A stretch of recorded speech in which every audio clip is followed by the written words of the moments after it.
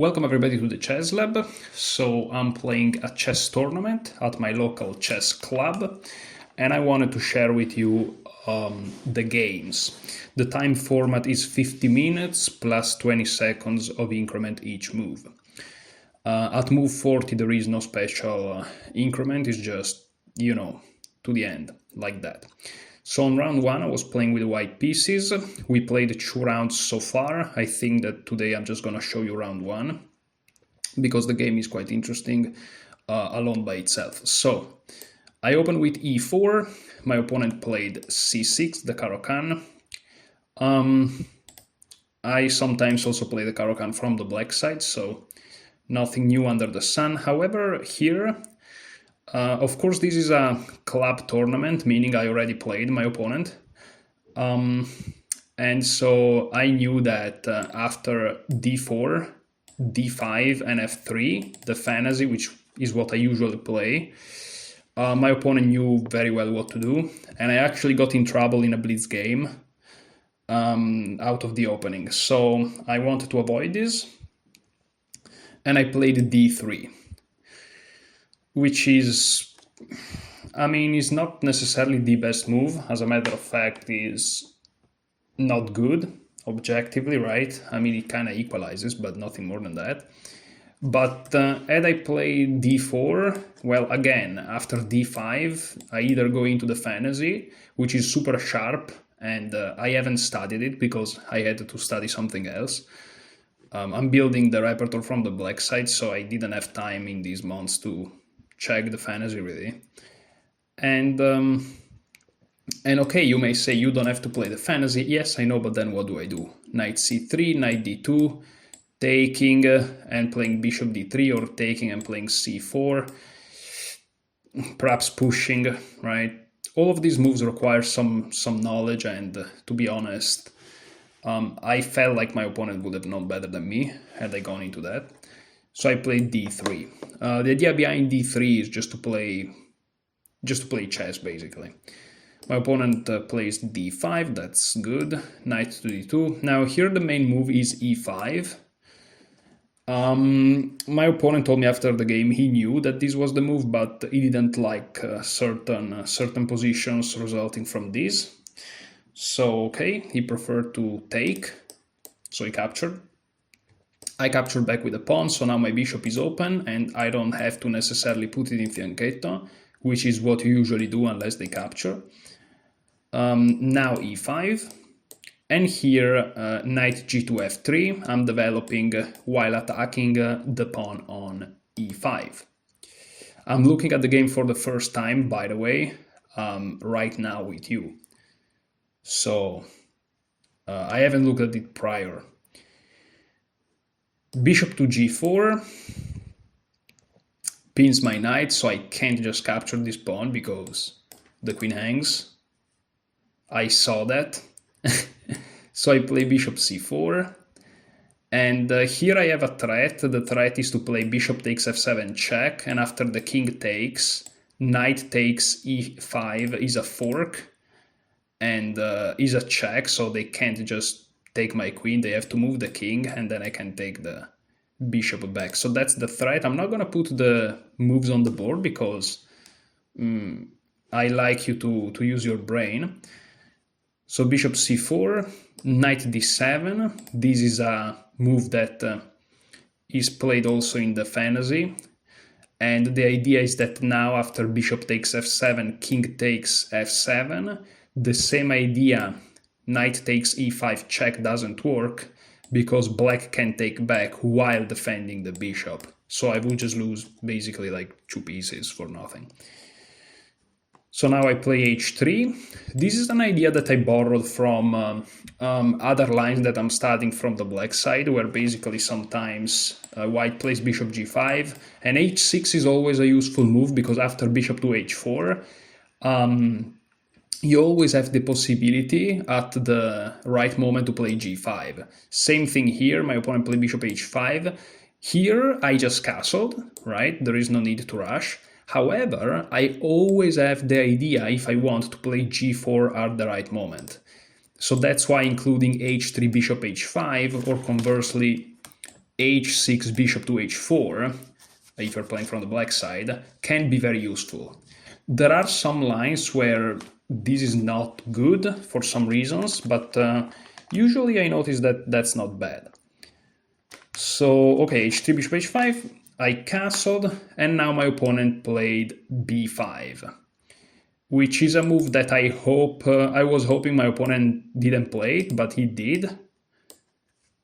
Because now my bishop is a little bit in an unfortunate situation. Because if I go to b3, which is the most natural square, or if I go to d3, which between these two is a little bit more active apparently, right? Well, then it follows knight c5.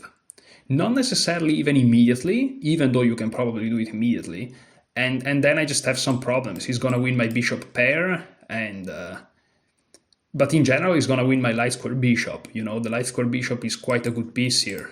You would love to keep it here. So I'm like, you know what, okay, bishop to e2, which I'm looking at the engine. I know you guys, I think you can only see the evaluation here, but I'm looking at the engine here on Lichess, which is a good engine, but my computer and the cloud here is not super strong. But bishop e2 seems to be the best move, but it's also extremely logical. Because again, if you go here or here, knight c5 is just, yeah. So I'm forced to kind of go into a little bit of passivity. The only good thing for me, and the reason why white is slightly better, is because black needs some moves to castle, and so he's going to have some problems there. But yeah, this b5 move, I think that practically speaking is a good move. Maybe the engine is not a super fan, but I wasn't happy to see it. So okay, knight g2 f6. And here, okay, I wasn't like super sure what to do, and I decided to kind of force the matters. I could have tried to play it slow perhaps, but like c3, queen c2, rook d1, trying to replace the queen with the rook to put some pressure here. But okay, I figured I wanted to play a little bit more concretely, and you know, in those positions you always have this square, the f5 square, and if you're able to bring a knight here to the f5 square, that's a good thing. So I played knight h4, with the idea that if he takes, I just take with a queen. I'm gonna try to get my knight to f5, and also if I take with a queen, now this square is free for the rook, so my previous idea still exists, and it's perhaps even more effective.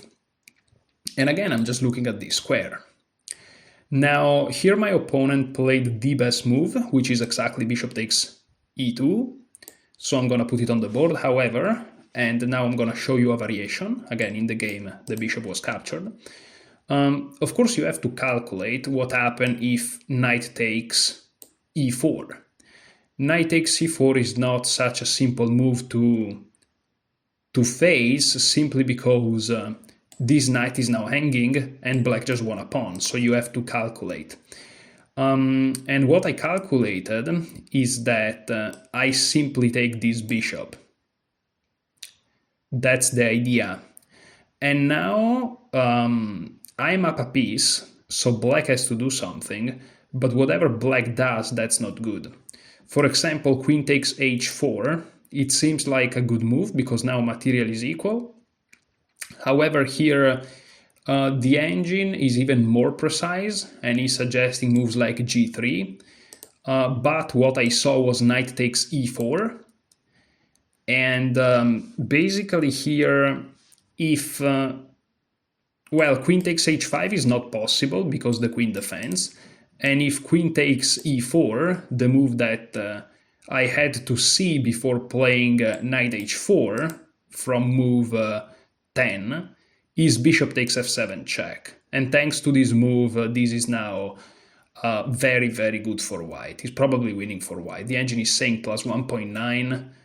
It's probably just winning, because here is a deflection, right? The king is overworked. He's defending both of these pieces after king takes f7, queen takes with check comes. And it's not just about the material, it's also that the king is in a terrible position. And it's just very good for white. So There are other lines, I guess. For example, bishop takes, there is knight here. But here I would have played queen takes d2. I'm happy to see that the engine gives it as the best move. And the reason you take with the queen blocking the bishop is of tactical nature. Again, here you are up a piece, so black has to do this, but hopefully now, like if I ask you to stop the video or to think about this position, you should come up with a move instantly because it's the same theme that we just saw. So feel free to, what's the move? Okay, I'm gonna show you. The move is, of course, bishop takes f7. That's the same tactic that we discussed. And yeah, now perhaps black can come back with a queen, even though, I mean, you're just dropping pawns. This is actually even worse, because in the previous variation, the black queen was on e4, defending this pawn and pressuring this one here. Here instead, you're just, yeah, it's just terrible. Black loses even more material. This is plus 2.6. This is completely gone for black. Yeah, from the white perspective, you have to calculate a little bit more. For example, after knight takes, you also have to calculate whether or not knight takes c4 works. Seems like the engine is saying yes, but bishop takes h5 is definitely clearer. But okay, my opponent, without going into any of these, decided to take. Now there is a third possibility, apart from taking those two, which is to just go back. However, in this case, I don't know exactly what I would have done. I would have probably just captured and basically claim that I have the bishop pair. H takes. Here I kind of have to make sure I don't drop this pawn, even though the engine is not really caring much about it. The engine is just saying a4. Oh no, but the pawn is defended now, so I'm silly. Yeah, just a4. Targeting this pawn, and you're basically targeting a pawn while their king is still in the center. There is this h file opened, but it's not a big deal since there is no... The dark square bishop can't attack because there is this pawn, and the light square bishop doesn't exist. So there really isn't attack possible on this king. Meanwhile, I'm pressuring this queen side and his king is in the center, which can be relatively easily attacked. After you play h3, f4 is not so simple to make, so maybe I'll have to think about this, but that would have been an entirely different game. So okay, bishop takes e2, best move. I just wanted to show you the reasoning behind those moves. And here I take back, obviously, queen takes. And okay, now I want to reach this square, I want to play rook to d1. And I felt like my position wasn't bad at all. I felt like I kept this kind of opening advantage, that you have on move 1, and the engine seems to agree. So I was pretty satisfied here. Bishop e7. Okay, here I can immediately jump in. I prefer to play knight d2 f3. Perhaps it doesn't matter, but now rook d1 pins the knight directly and threatens knight takes c5. And I can always go to f5 with my knight. And if he plays g6, which is the best move according to the engine, well, after rook d1, his position is a little bit paralyzed. And for example, just to show you a variation, first of all, what did he play in the game? He castled. Okay. But let's say that he plays g6, right? Restricting this knight and kind of making these two knights awkward. They're not really that awkward.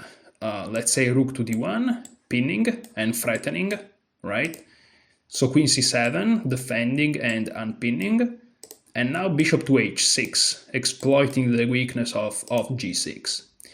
And I saw similar variations to this, and yes, I saw bishop f8, not necessarily in this specific line, but in other lines.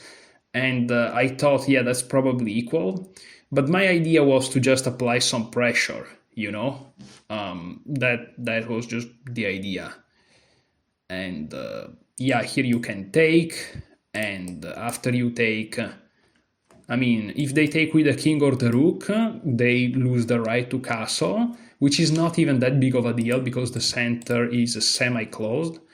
But they can also get away with knight takes. King takes is, according to the engine, the best move, plus 0.3. This is plus 0.5. And I don't know, I felt like I had all my pieces developed. I wasn't too unhappy. Here the engine again is recommending a4 to target this pawn, while this king is a little bit perhaps awkward in the center. Like these two pieces are relatively awkward, but also my knight is awkward now. So that's something that must be taken into account. If this knight was here, perhaps the evaluation would be much different, but this is around equal, slightly better for white, nothing crazy. But okay, castle was played, which basically is almost the same evaluation. And now I played finally this move rook to d1. So now I'm threatening knight takes e5 because the knight cannot defend since it's pinned. So queen to c7, of course. And now I finally play knight f5, hitting the bishop. Now that the queen moves, this is actually under attack. And I'm not gonna lie, I was relatively happy here because I managed to bring this knight into an active square with tempo. My rook is active. And yeah, I was quite satisfied. And here, you know, before playing all of this, from here even, or maybe no, maybe I'm getting a little bit ahead of myself. No, probably here, yeah, probably here. After knight f5 hitting the bishop, I saw that there was the possibility for my opponent to play knight c5, which defends the bishop and attacks the pawn. But for some reason I thought that I don't know, I just felt like that wasn't a problem. I'm like, if anything, I can always go back and then hit this knight and then play something like c3 or something and then a4, which is something that I kind of always wanted to play. Fix this pawn and then attack it. So I don't know, for some reason I wasn't really concerned about that, but after I played knight f5, my opponent in fact played knight c5, and I'm looking, this is the best move according to the engine. Followed by rook f to e8, trying to get an escaping square for this bishop, and if I take, I'm giving up a very good piece for a bishop that, to be honest, is not that impressive. So, but yeah, knight c5 is the best move. And once I saw it on the board, I realized, okay, this is a little bit more serious than I thought. And turns out it's the best move. And here I started to think, my emergency escape was to just play knight g3 back to defend the pawn on e4, which is now attacked 2 times and only defended once. But then I started to look at the other moves because I really wanted to develop this bishop, and I started to look at bishop g5, and that's what I played. And it turns out this is playable and is a completely fine move. Now, the point is you can't really touch this pawn. That's the good thing about it. And so I got to develop my piece without dropping this pawn, without losing tempi defending this pawn also. For example, if you take with the knight on the c square, so knight c takes e4, here I can just play knight takes c7 check. This of course forces queen takes e7, and here I have the very simple queen takes e4, because all of a sudden, once you take, let's see it, you drop the queen. And if you count the material, I'm just up a piece. So that's completely winning. So you can't really capture that way. And if you capture this way, well, this piece is attacked 2 times, and you can do whatever you want. Bishop takes, for example, which wins a piece, first of all, and then forks other 2 pieces. And it's just completely winning. It's just completely winning. Yeah. That's it. So yeah, bishop g5 really prevents this pawn to be grabbed, which is very nice. So after move 15, bishop g5, my opponent played knight to e6. Let me make this the main move because it is. And this attacks the bishop. And okay, here I started to, because, you know, I had this mindset that I was really like attacking, winning tempi. But here I started to realize that yes, I have a good knight on f5, but it seems like the best prospect for this knight is to just trade it for the bishop, which to be honest makes it like nullified. Not that it's true, but this was kind of my impression at the moment. And also I realized this knight on e6 is looking quite good, I'm not gonna lie. And he's eating the bishop, which is defended at the moment, but you know, this bishop is a good piece, you don't want to lose it. And yeah, he's castled, he's gonna bring the rook to the d file, and I started to think that maybe I completely threw away my advantage, and this is now dead equal, and I even have to be careful. For example, if I play bishop h4, knight to f4, right? But I decided to go for it anyways. After knight to e6, I in fact played bishop h4. I'm looking at the engine, this is the best move, and the engine disagrees with me. The engine is saying plus 0.7, so I actually managed to build some very slight advantage compared to the starting position in the opening. And after bishop to h4, my opponent played king to h8. The reason behind king to h8, which the engine really doesn't like, is that there were some tactics where knight takes e7 perhaps come with check and things of this nature. King to h8 makes sense. At least it made sense to us during the game. The engine, of course, is going crazy here. But okay, bishop h4. It turns out knight f4, which is the obvious move, is the best move. And here after knight f4, my plan was to play queen to e3. And here I'm setting up certain ideas, like knight takes e5. Let's say it's white to move, right? Knight takes e5. Not saying it works, because maybe you have knight takes h3, but you know, knight takes e5, and if you take like this, there is knight takes e7. With check, you take back, and then I win the piece back, but then queen takes. So I'm actually not really threatening anything in this position. It's just slightly better for white, because white is slightly better in general. Here the engine is recommending h6, and now again this a4 move, trying to open up perhaps some files and having some weaknesses to target, so that if you bring a rook here, you take, and if you take back, you just lose. So it makes it very hard for black to move. But it's not clear for white either. For example, here a5 the engine is giving for some reasons. Don't ask me why. I guess you're just, you know, this pawn now is not heated. Sorry. The pawn is not heated 2 times if this opens up, but just once. So the rook can't even move, because the queen is enough to defend. I guess that's one idea. And here the best move for white is knight h2. Which I guess it makes sense. That's actually a typical maneuvering idea that I've seen in the past, but you know, you play over the board knight h2, you know what I mean? Like, and then g3, which traps the bishop, so you have to calculate crazy things, like g3 also drops a pawn, but then I guess the knight doesn't have ways to get out without compromising his structure dramatically, and then let's say something like this. Right, and then I have even rook h1 and he's dead, perhaps, I don't know. But these are very like complicated, weird positions that require some time and some understanding too, and some also like knowledge and better understanding and knowledge again. But okay, so king h8 was played. The engine really doesn't like it, and here it turns out that I should have just played bishop g3, which hits the pawn. And the engine just likes it quite a bit. I think I see why. Okay, I completely missed this idea. I was totally fixated on this, and I ended up playing g3, which prevents knight f4, thank you very much, but after the very good move by my opponent h6, which is the best move, now g5 traps the bishop. And so I'm forced to like take some very decisive actions here. I basically have to give up the bishop, but this releases the tension and untangles black a little bit.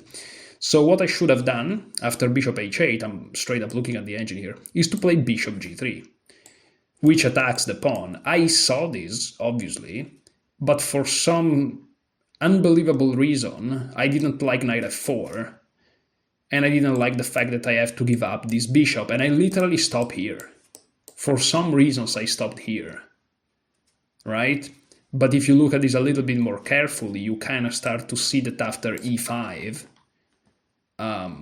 you know, you're hitting the knight, and you are starting to gain some control of this very important square. So for example, knight to d5, and here perhaps you can't jump in immediately, but you can play c4, for example, a move that is not that I didn't saw this move, because I wasn't even looking for this. Again, I stopped here and I'm like, nah, I don't like this. I saw that maybe the rook would come in the future, but I should have been a little bit more sharp. This is about mental sharpness, really, and just be, come on. Forcing moves, attacks. There is an attack here, bro, come on. He doesn't have time to do this because there is a bishop in the way, so he has to move the knight. And I would have seen knight d5 because you can't go really anywhere else. Well, you can go here, but that's crazy. So I would have seen this, which prevents me from getting access to the important d6 square. And again, forcing moves. What about c4, right? Well, if the knight moves, I guess I can open up this and I win material. So I would have saw this, which is forced. And now queen takes. And if I looked for this, I don't know if I would have been aware of the fact that here I'm threatening the knight because the queen hangs, so I have a threat. If I saw this position, perhaps I would have gone for this, but the truth is that even if I decided to explore this line, right, further than this moment, I have to see everything from here. So from this position, I have to see this position clearly in my head, realizing that this is a threat, realizing that rook a to c1 comes with an attack on this pawn. This pawn is easily defendable by b3. This pawn is not under attack because there is this pawn here. This knight is hanging, but there are no problems. I can always give it up. I can always jump in at the right moment. I should have seen all these things, and here white actually have a lot of threats. I can always take, I can always jump in, I can always take here, I can always double up and this pawn hangs. I can always play b3 to defend this pawn here, so the computer calls it plus 2.1. And again, to get this is basically forced, as we saw. So that's a very, very, very nice line. Very nice line. What do we learn from this? Well, I'm still very weak at chess, that's what we learn from this. But okay, concretely is, yeah, I stopped here for some reasons. There is no need to stop here. If there are forcing moves available, yeah, so this is because I'm trying to understand myself, right? So what's the lesson? It's a genuine question to myself right now. I'm just asking it out loud. I guess that I should, when I get to a position in my head, I should, before stopping, I should make sure that there are no other forcing moves in the position. Like here I saw that there was e5, but like I just consider it for like a split second. I'm like, whatever. What? Bro, go for it. Look at it, right? I should have looked at the move e5. I really should have looked at it. For some reason, I just skipped it. But e5 is a forcing move, right? And after knight d5, guess what? There are other forcing moves. Well, I guess there are a trillion, because you can take here, here, right? But okay. Perhaps taking here and here. But even taking here and c4 is not the end of the world, to be honest. But c4 immediately, keeping the tension. Takes. And you're threatening this, and you're ready. And then you can kind of stop and realize that you're better. But yeah, that's, again, the ability to do this, I would be a much stronger player, right? But, you know, that's why we play and we train, we get there. So, king h8, g3. I play g3, all right. If I play bishop g3, you see a master, or, well, a grandmaster for sure, like a stronger player would have played bishop g3. Because even I, which I'm not that strong, I saw it. I just refuted it because of silly reasons. So a master would have saw it if I saw it, but they would have refuted it for silly reasons. They would have gone further because they understand this concept of unless there aren't forcing moves, you don't stop. You only stop if the forcing moves are are ended, but it wasn't the case. So this is super important. This is some calculation things that I just learned here. I guess rewatching your games is useful. So okay, h6, and here again, now I started to be a little bit worried that my bishop can get trapped, and there are some crazy lines here, but I'm not gonna show you because I don't remember them, and also it's just they lead nowhere. I played the best move, which I mean is not rocket science. It's just taking here. And okay, if g takes, of course, like this is crazy. So bishop takes, and here again the computer, my lovely computer, a4. Stockfish wants to play a4 all the time, but we are on move what, 18?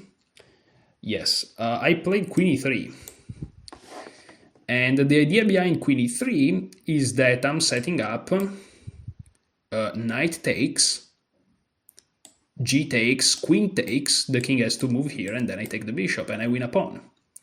And also the position for black collapses. So I'm threatening to play knight takes. There is bishop to g5 to be considered, but I have knight here. And yeah, I win. So queen e3 threatens this move, knight takes. So my opponent plays bishop g5 immediately, not after knight takes, immediately. And here, I was, once the game finished, we started to analyze together with a candidate master there at the chess club. And I think he was the one mentioning the move queen c3, which attacks the pawn and gets out of the way of the bishop, but also can take the bishop when they want. They can also play h4, meaning they keep the tension, right? Create threats, and can just boot up the bishop when you want. And as soon as I saw it, I'm like, that's so much better than what I played, because what I played was just to capture the bishop, if I'm not mistaken. Let me check, because maybe I'm tripping. No, yeah, I just captured the bishop. But like, yeah, queen c3, and the engine is agreeing, like queen c3 is the best move. It's not the end of the world, like bishop f6, right? And then again a4, but now a4 is a little bit more, you know, very sensible. And also his bishop on f6 is trash. And I also have d square. I don't know why in the world. Like, look at this, for example. These, let's say these. Maybe this doesn't work because the knight can be attacked. No, it actually works. Plus 0.8. And after rook a to c8, let's say rook a to d1. So that g6, you know, doesn't hang the rook, because it defends it, so that the knight is not overworked. I mean, just visually, this looks fantastic. Taking this can be a little bit tricky, but maybe you can even do it in some situations. I have no idea why I didn't go for queen c3. I just was so fixated, because the truth is, here I'm like, okay, if he plays bishop g5, I'm just gonna take it and I have the bishop. The problem is that this is not even a bishop pair, it's just a bishop, and it's not a good bishop. I don't know why in the world, I don't know, I guess, you know, a little bit of unprofessional thinking, you know? You don't keep going when there is a forcing line, you just release the tension here just because, I don't know. So quite illogical and unprofessional moves, but I'm very happy to see these moves, because it means that the space for improvement is just massive, and it's not even that difficult to fix those things. Like, these are not like some subtle grandmaster maneuvers, these are just silly things that I'm just missing. So knight takes g5, knight takes g5, hitting the pawn, and here I played h4, because if he checks me, I just go here and the knight is trapped, so yeah. And if he plays g6 trying to mother the water, I just checkmate him. So just to show you, if you don't exactly follow what I'm saying, like, you know. And if he doesn't play g6, which of course you shouldn't, then the knight is just dead. So knight takes f2 will be the move, queen takes f2, and I'm just up a piece. So going back after h4, knight h3 was not played in the game, I wish. What is this move? 21. After h4, knight h7 was played, which is the second best move, but is a mistake. The best move was to play knight to e6, and here I don't have knight takes h6. My opponent was concerned about knight takes h6, but I don't have it. For example, knight takes h6, g takes h6, queen takes h6, king g8. And here, not only the move queen to g5 can be answered by knight g7, which means there is no repetition, but also queen g5, I just lose the queen. And so I don't have access to the g file. And the problem is, I don't even have easy access to like the g file with the rook. Like my opponent has all the time in the world to very calmly properly defend. So there was nothing. Now, don't get me wrong, I understand that my opponent was concerned about this position because this can look scary from the distance.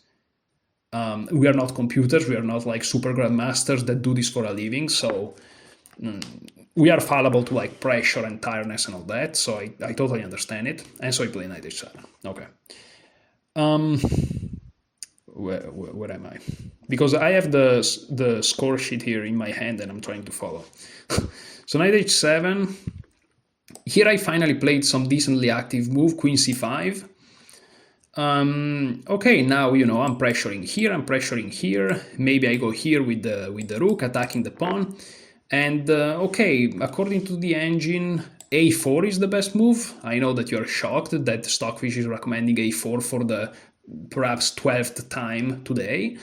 But also queen c3, again, this move.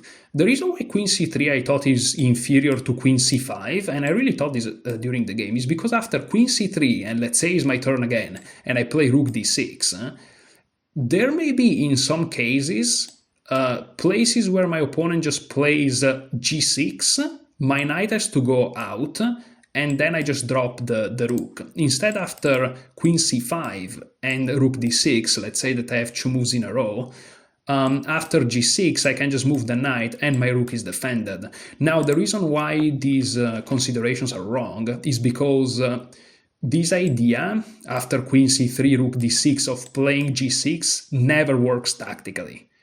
For many reasons. There is rook takes c6, which wins a tempo on the queen while saving the rook. There is queen takes e5 check, since, you know, this is blocked by my rook, and this is like potentially deadly. And there are many reasons why this doesn't work tactically. And so the engine is like, well, okay, a4, but apart from that, just play queen c3. However, I play queen c5, and the engine likes it. It keeps the advantage, you know. It's not winning, but he's good. Queen c5 is good. So it's not terrible. And now knight to f6, best move. Of course, this knight needs to join back society, as Naroditsky will say. So knight f6, and here there is an attack over to this pawn. And so I really wanted to play rook to d6, but of course knight takes would be catastrophic, and that's why the engine is recommending to play rook d6 with advantage. Instead, if you play the more passive f3, which is exactly what I played, you kind of lose the advantage. So congratulations myself to again not being the strong player that you should be. So yeah, why is rook d6 a good move? I can't even begin to explain this to myself. Like, what? Oh, I know. Wow. Ooh, I am so weak tactically. This is unbelievable. Jeez. Okay, guys, so, and I'm not even sure that's the case, because again, since I'm weak tactically by definition, I am probably statistically wrong. But what happens if knight takes e4 happens? I'm not gonna put the move on the board, but I'm asking you, like, if knight takes, forking these two pieces, what's my move? I think I know the answer. I'm not even like sure that's the answer. I may be wrong actually, but I don't think I am.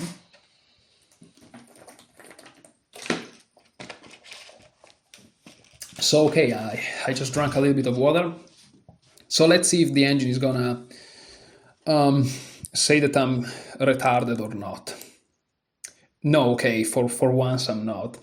And yeah, the answer is queen takes e5, which saves the queen. Doesn't save the rook, yeah, but threatens checkmate.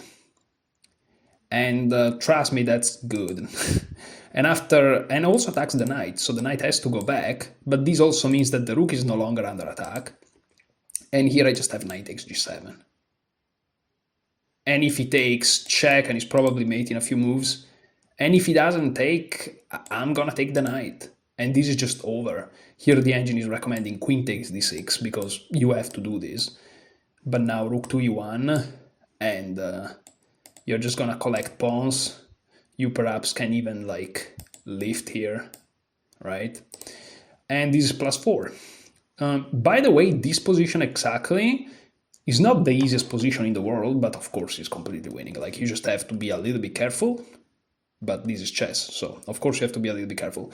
But unbelievable. Rook d6, again, I rejected it. Why? Because after knight takes, I'm like, this cannot work. But again, same mistake. Keep going. Keep going. Okay, this is a fork. Are there any forcing moves? Okay, so I should ask, before closing a variation, this is something that if I can learn and apply to my games, I think I'm gonna become so much stronger. Because even here, same thing. Ask yourself, are there any forcing moves for you? And yes, you can capture while threatening checkmate. And if you know my training that I've done about tactics, you know that the order of importance is check, captures, and attacks. Attacks meaning threats. However, there is one exception, which is threats of checkmate. Threats of checkmate are even more important than captures. So it's like check, threat of checkmate, captures, and attacks. These are like the real order of importance. And here, after the move knight takes, there is a capture with a threat of checkmate, which also comes with a threat of a piece. Like, unbelievable. Why did I stop after knight takes? Why did I stop? Because, you know why? Because I was super focused on this pawn, and it didn't even cross my mind that the queen can just rotate and attack the king. But again, this is just, this is very elementary way of thinking. It's really impressive. Like, looking back at this game makes me realize so many weaknesses that I have is not even funny. But I'm also super happy. Like, I'm super happy to see this because the amount of improvement without even too much effort that I can have is insane. Like, the more I look at this, the more I see how weak I am, and this is beautiful somehow. Maybe I'm crazy, but hopefully it makes sense. And okay, after f3, my opponent played queen b6. And queen b6 forces the trade of the queens. Well, I can play queen e3, which is defended, or even queen f2, but then maybe he can push the pawn and start to, you know, gain some space over to the queen side or something. So I took, because I thought that I had a better position if I take. And in fact, this is true. Now this is plus 1.5. White is clearly better, that's how you would say it. And the reason for this is that after, sorry guys, I have to find it, a takes b6, I played the best move, which is not that difficult, which is rook d6. And here I'm just hitting a pawn. I may be threatening moves like knight takes h6, because after he takes, I take, and I win a pawn.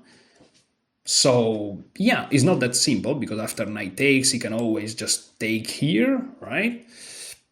But then maybe I take here, and then I take here. Like, it's complicated. Of course, this is an endgame. It starts to be a very, very complex position. But okay, let's see how it goes. So, after rook d6, my opponent plays rook... sorry, guys, because on move 25, there is rook e to d8. But there is no rook on the e file. So maybe I miswrote, or maybe I'm just... What? Rook e to d8, really? There is no way. Rook e to d8? No, there is no way. No, because here I played... I think the move is rook f to c8. Yeah, this is the problem. I can't even, after playing 6-7 years of chess, I can't even write down the moves. So you guys will excuse me for a second that I try to figure this out. I think the move is this. I mean, rook f to c8 is the second best move, so it would make a lot of sense if that was the best move.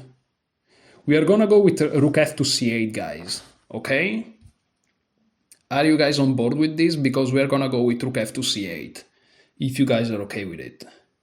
All right? Are you guys okay with it? Because we're really gonna go with this. But I think that's the move.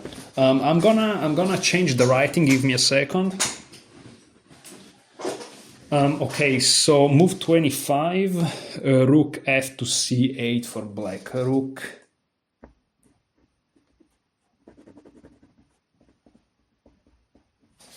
Okay, amazing, amazing. And here I'm happy that I found the best move, which is indeed knight takes h6. And it's crazy that this move king h8 actually makes this move work. Because now, of course, he can't play g takes h6, but then I play rook takes f6, and okay, I'm winning. I'm winning a pawn. King g7. My rook goes back, and I'm just up a pawn. However, my opponent decided to try to make things a little bit more complicated. And now it's important that I give you some context. Now, after knight takes h6, I had 1 minute and 22 seconds. My opponent had 5 minutes. So, and we have 20 seconds of increment. So things are getting crazy. And he played this. Knight takes c4. I played knight takes f7 with check. King to g8.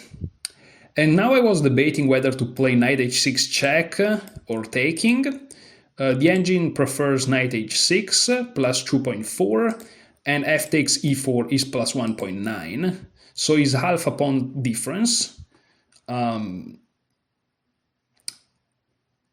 I guess that the point is that after knight h6, g takes h6, these two pawns are further apart, and I'm already hitting this pawn here. But the idea why I played f takes e4 is of tactical nature, and my idea was that after rook f1 check and king e7, better is king g8 to keep defending this pawn, but after king e7, rook g6. My point was that after rook takes, check, I have like ways to trap his rook, but this is not true for many reasons. So the whole reason why back here I decided to take instead of playing knight h6 is based on a wrong tactical calculation. Which, I mean, you can argue I have a minute on the clock, but it's still a mistake objectively. So rook g6 I played here on move 30, and my opponent captured. Now it turns out here I'm completely winning because of the move rook takes g7, which I played. And here, again, my opponent played king d6, which is, of course, fine. In my mind, well, if he goes here, okay, I win by checkmate, but of course you don't. In my mind, I don't know why I saw this.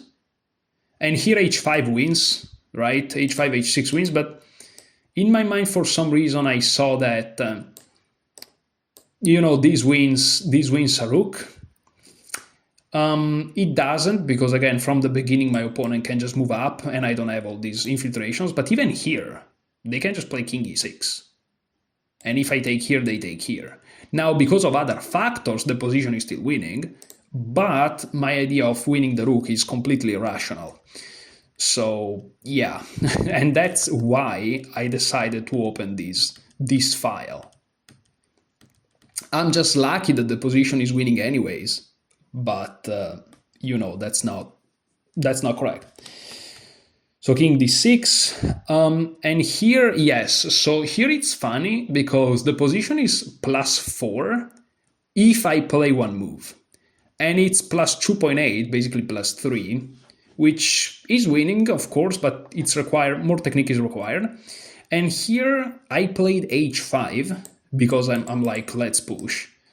But as soon as I played it with, I'm not even writing down the time, so we can assume I'm lower than a minute. Yeah, I'm definitely lower than a minute here. I'm playing on seconds. But as soon as I played it, I realized that there was a much better move, and it is the best move. The better move is b4. Because it saves the pawn, and you may say, well, it hangs the other. Yes, but it threatens checkmate. This is now checkmate, because these two pawns create a barrier. That's why b4, because it prevents the escaping square. And this is just so good. And here, black is in massive, ginormous trouble. Taking here, checkmate. Pushing here, checkmate. Is not easy. Moving the rook here, trying to trade, checkmate. Moving the rook back, checkmate. Like, everything is checkmate. You basically only have two moves, king e6 or rook e8, or you're basically busted. The problem is that then I can just start pushing, and a big source of counterplay of my opponent is to start pushing those pawns, but with b4 is a little bit more difficult. And okay, but I played h5 immediately. Now rook takes b2, and the problem is that now I don't have b4, obviously, and these pawns can start to march forward much stronger. I played h6. I'm happy to see that this is best at least. Rook takes c2, and here I really should have played h7. For some reason I didn't. I played rook f6. And this is a bad mistake. This is a blunder. I completely threw up my advantage. Wow. Brutal. Rook f6, terrible move. Terrible, terrible move. I should have played either g4 or h7. They're both winning. Don't ask me what I didn't like about h7. Maybe I didn't like that the king can come closer. But this is now making 10. Yeah, this is making 10 because I just have rook g8. What am I smoking? What in the world I'm smoking? Rook g8 just wins on the spot. And you may say, well, but then your opponent can play something else. Yes, but then I have all the time in the world if I want on the next move to play rook f6. By the way, after rook h8, the best move is just g4. And that's just it. And if they come closer, g5 again. And now I have this, if needed. There's literally nothing. There's literally nothing. This is just completely winning. I don't know what I was smoking. I played rook f6 immediately. But again, rook f6 is just a waste of time because the move itself, rook f6, is not forced in any situation. And so mobilizing those two pawns is much more effective.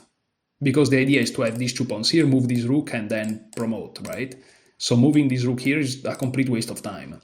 Whereas king c5, which is the only move but is a good move, is useful for my opponent.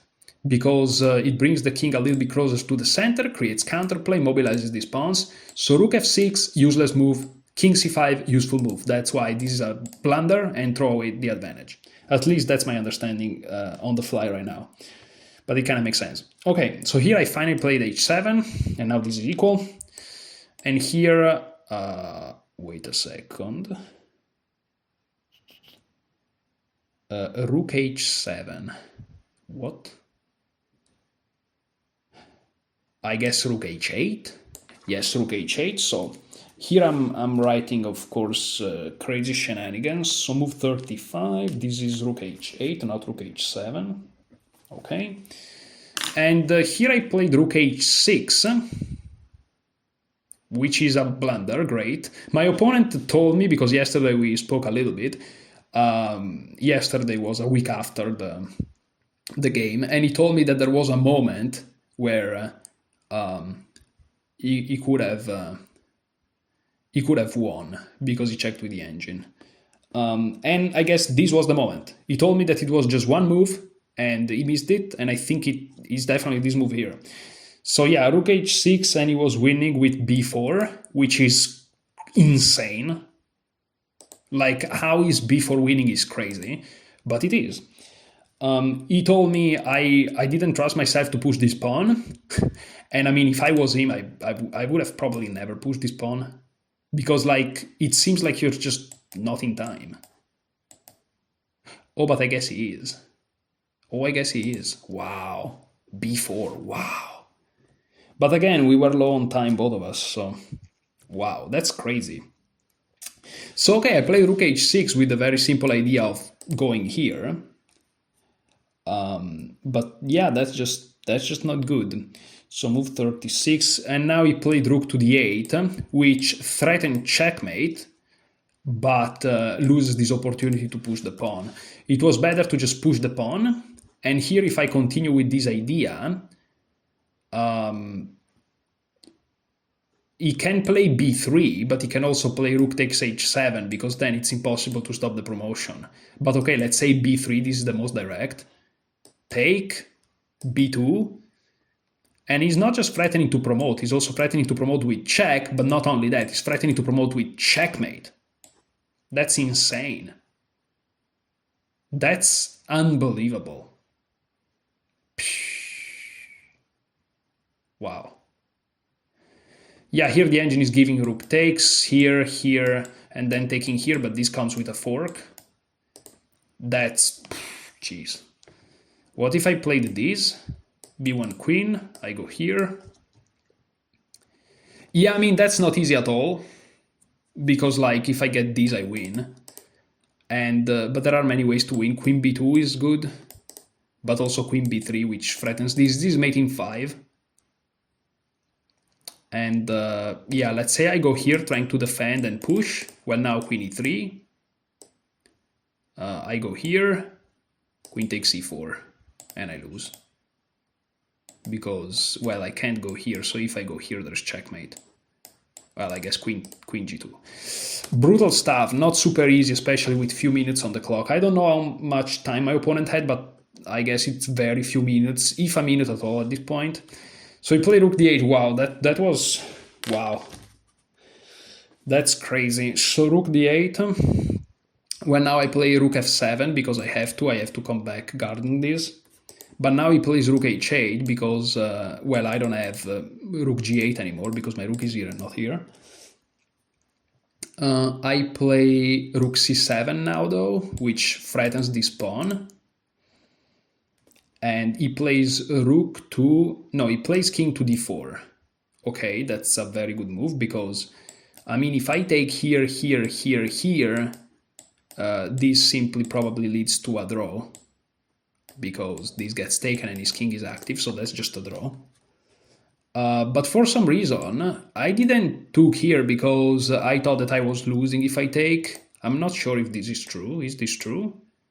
Well, I'm worst. I'm slightly worse, but no, it's just minus 0.3. I think this is like computer evaluation farting, meaning a more depth engine would say it's equal. It's probably equal. So king d4, and here what did I do?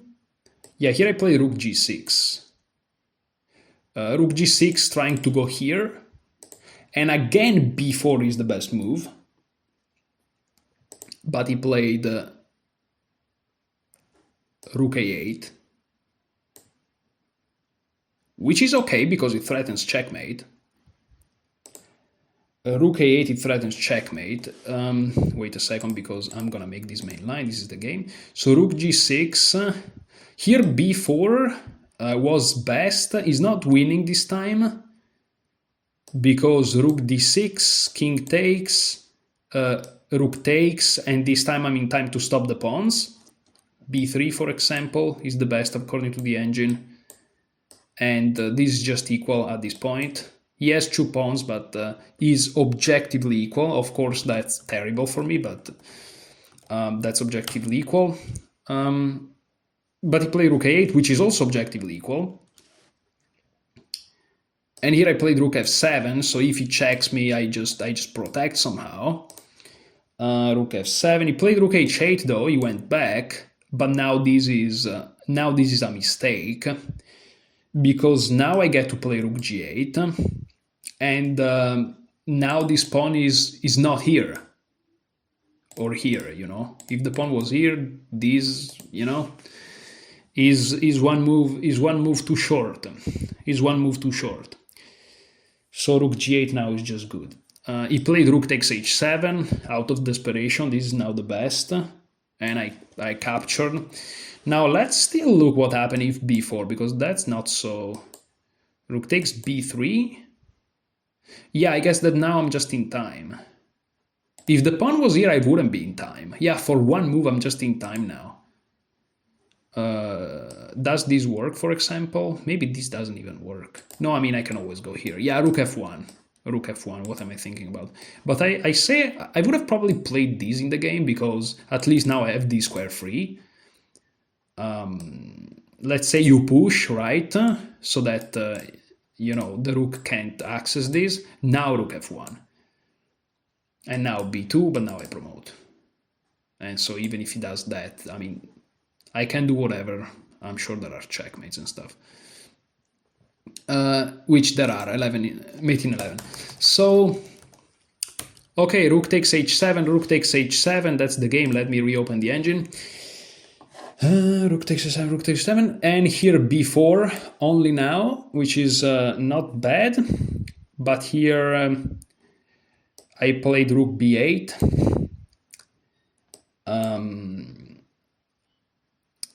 And here my opponent played b3. The best move is b5, which kind of prevents me from accessing this pawn. The problem is that now I have rook d8. And it's funny because here the best move is king e3. If king here, it's worse because of rook h4, winning this pawn. Yeah.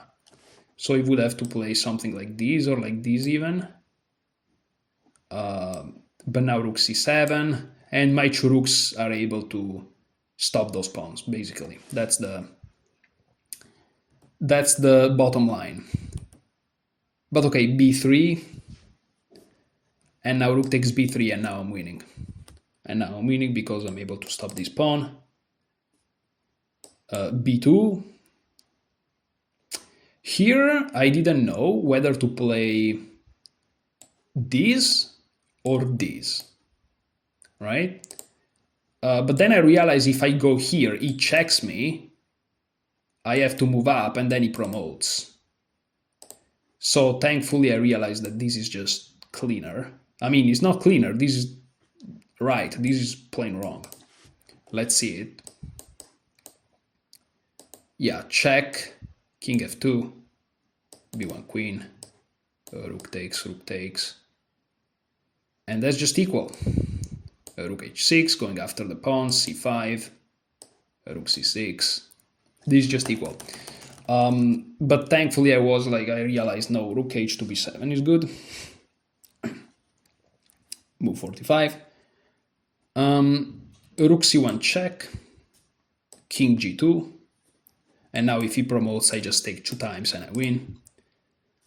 So rook c2 again, king h2, king takes c4, but now simply rook takes b2, and that's pretty much it. Rook c2, why is rook c2 here?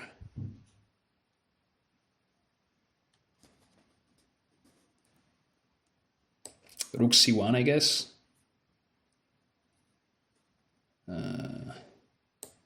Yeah, rook c1 threatens this, but is not really a threat because the king is not here, so that's not checkmate.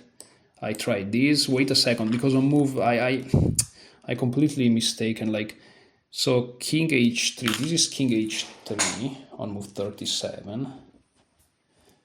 This is king takes c4. This is rook takes b2. This is rook to c1, not c2. Jesus. Rook b3. Rook c1. Okay. I inverted the color basically. And now this is king f5. Okay, I'm just gonna cancel these two. And now I'm back to the right move. Okay, king f5. And I'm back to the right move. rook f2 check, king to g5, rook to e3,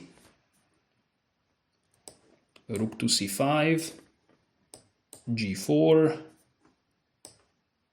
e4, rook takes e4, rook c3 check,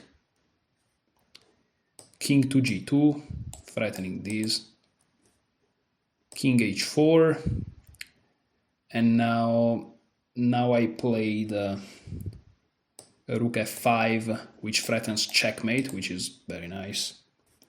He played rook c2, I played king f3, he played rook c3, and after rook e3, I'm threatening the rook, I'm threatening checkmate, and he resigned. He resigned because the only way to save the rook is to give it away, but then I'm just gonna collect this pawn and have the king and rook against king, and that's easy, even for me. So he resigned. So I won the first round. As you can see, these endgames are very tricky. It has been a long recording, so I'm not going to show you round 2, which I already played in this video. I'm going to create a new video for that. So thank you so much for watching. Enjoy your chess.